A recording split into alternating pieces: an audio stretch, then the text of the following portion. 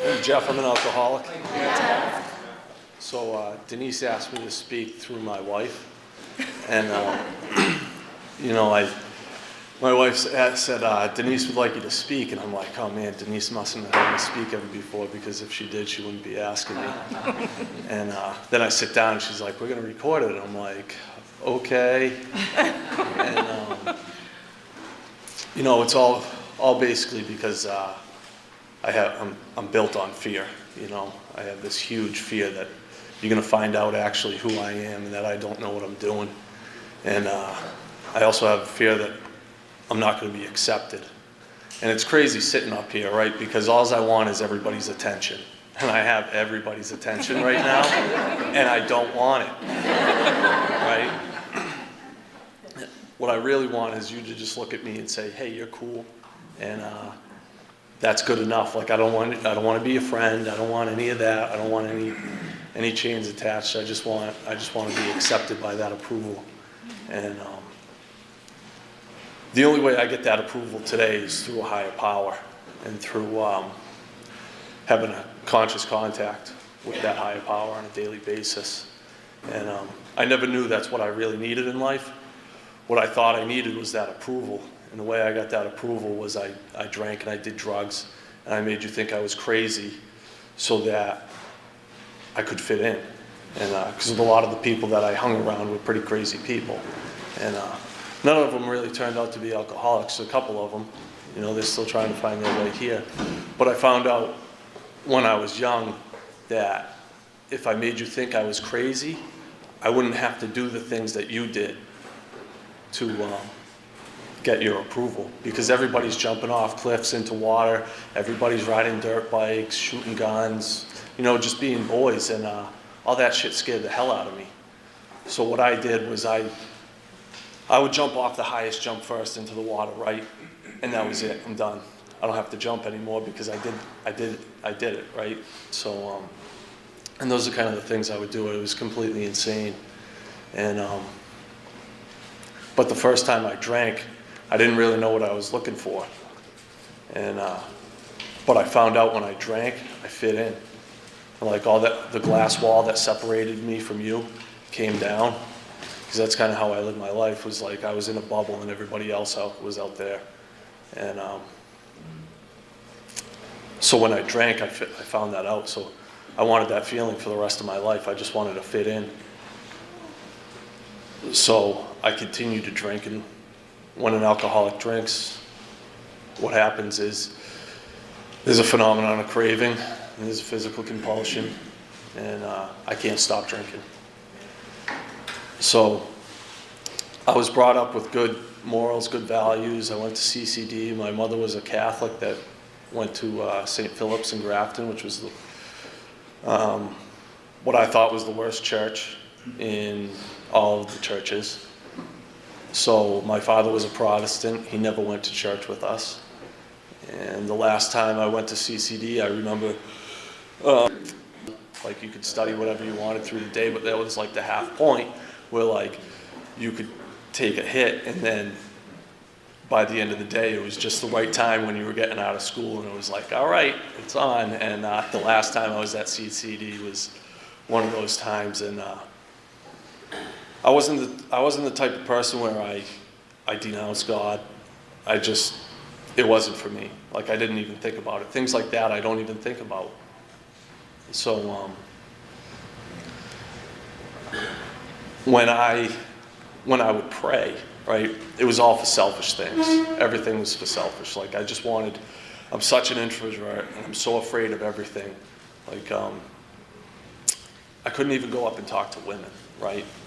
So that would be one of the prayers, like, God, just put a woman in my life that would come up and talk to me so I wouldn't have to get rejected, right? I don't even know what to say to these women. So that was one of the prayers all the time. And it was like, it never happened, right? That never happened. Like, girls in high school just don't do that. Like, you have to go say hello. I didn't know that. So I used God for things like that, which I came to the conclusion that God doesn't work. Prayers don't work. I didn't think like God didn't work. I didn't think there wasn't a God. I just never thought about it because my prayers weren't answered. And so fast forward, like the end of my drinking, I was dating this woman, and she accelerated my entrance into this program. It was the worst relationship I had ever been in. But if it wasn't for her, I wouldn't have got here as quickly as I did. And so I had violated probation again. I was put on an ankle bracelet, had a breathalyzer in my house, and I had to be there for 3 months. And I had to talk to my dad, like outside of hello, how you doing? And years. You know, we lived in the same house, but he was just disgusted with me. He didn't want it. He was just, my mother was the only reason I was still there. And after about a month of being sober at home, my dad, we started talking again. It was great. And, you know, I came into Alcoholics Anonymous, and people were talking about insanity, and people were talking about how they felt without a drink. And I was like, I don't even feel like that. I'm on a pink cloud. This is great. And it took me years to think back to this period when I was on house arrest, and my mother had bought me this model, right? And it was this model, this balsa wood model. You glue it all together and you wrapped wet tissue paper around it. And one of these days I was sitting there, it was a beautiful day out. My mom, she came and opened the window because it was a nice day. Wind blew, model went everywhere. I stood up, slammed the table, snapped, went in my bedroom, slammed the door. And it took me years to realize, like, that's me without a drink. Like, I can't handle a model getting blown because somebody wanted to open up a window because it's a nice day. You know, it's completely insane. And so I go through that 3 months. I come out on the other side. I'm sober. I started going to Monday night Joe and Charlie meeting once a week. I bought a truck. I started working back with the framing crew that I was working with, and a kid was selling drugs. And so I started selling drugs, you know, because that's what I did. Usually I sold whatever I was doing, including booze, and it was to get your attention and your approval because I needed that. And I started selling drugs. Long story short, 6 months later, I'm drinking again. And 2 months after that, I have my second and third DUI, and I'm sitting in Worcester House wondering what the hell happened. You know, 8 years of my life went by. I had no clue what went on. I'm a blackout binge drinker. I drink for days in a blackout until I have no money or I'm arrested. And that's the bottom line. I never went up, I only went down. And so from there, I'm sitting in there. I left the bar in Uxbridge. I didn't tell it. My goal that night was, because I didn't have a license anymore, was to go and pick my truck up from my friend. And I wasn't drinking. I left $200 on my bureau at home, and I wasn't drinking. So we went to my buddy's house to get the truck. He said, let's go to the bar. I said, no. When the buddy that was with me said, yeah, let's do that. And I said, no, I'm not drinking tonight. So we end up at the bar. I'm sitting there for like an hour. I'm like, I'm not drinking. I'm not doing it. And they start getting rowdy. And I'm like, you know what? You guys suck. You suck. And we know the bartender. And I don't know if you ever had the shot. It's called the Redheaded Slut. And it's like the most delicious shot I've ever had. So we know the bartender. I'm drinking pints of shots. And that's just the way I drink. So I black out. I take the car that I don't have the license to, and I hit a stone wall in Grafton, and I leave the accident. And I end up in the Worcester House, and I'm sitting there, and nobody knows where I am, right? Parents, nobody. My buddies don't even know because I just left them. I didn't tell them I was leaving. A couple days into jail, I get this letter from a lawyer, and I just throw it in the trash. And then I was laying there, and I was thinking, hey, that looked like my mom's writing. So I pulled it out. I'm looking at it, it was my mom's writing, and I'm thinking to myself, somebody knows where I am. And it blew my mind, right?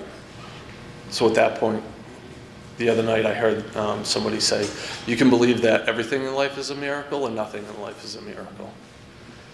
And at that point, I started believing that there were no more coincidences in my life. Thank you. And at that point, a higher power entered my life.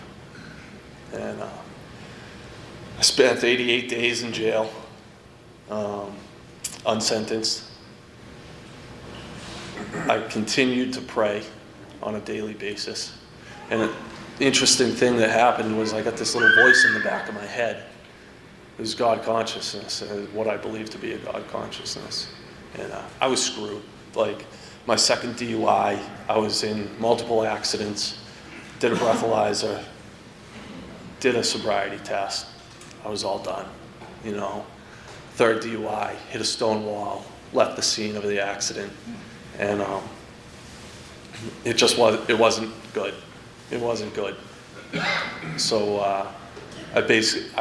I was going to jail. And somehow, some way, I had a great lawyer. I didn't end up in jail. I ended up on probation. And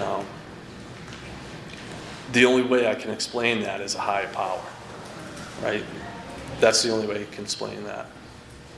So, you know, I came into AA, and I had a few problems before that, right? I believed in a higher power, but I didn't enlarge my spiritual life on a daily basis.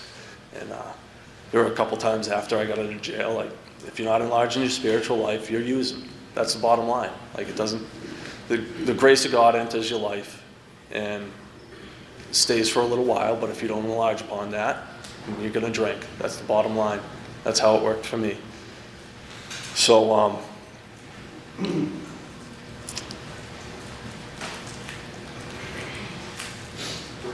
I ended up moving to Boston. I was like the guy coming out of the cellar, right? I opened up the doors and doesn't look like anything's the matter here, Ma. And that went on for a couple of years. And it was great. I didn't need a sponsor. I didn't need the steps. I was living in Boston, and everything was good. And you know, God saw fit that He introduced me to a few people, and that were working the steps. And I don't know what was going on, but everybody around me was working the steps, and they kept on telling me, Jeff, you should probably get in the steps. You know, like I was like, yeah. And one of the first people I met in Boston, she said, I met her at a meeting, and she told me to read step 1 and call me the next day. I was like, all right, finally my prayers are coming true. Right? And, so I did that, but it was a couple of years down the road, and I'd been in all these relationships, right, that just didn't work out. And God puts people in your path no matter what. And you have to live everything you have to live just to go through the pain that you have to go through to get to where you have to be. And that's what happened again to me. And I met a sponsor, and every single Friday night we would go 5:30. It was like clockwork. Leave the house at 5:30. Go to the courthouse fish market, 6:15, eat, 7:30, go to the men's meeting, and that was it. Tuesday, read the big book and do the steps. And I come to step 11. And, you know, it's crazy because I did these steps a while ago, and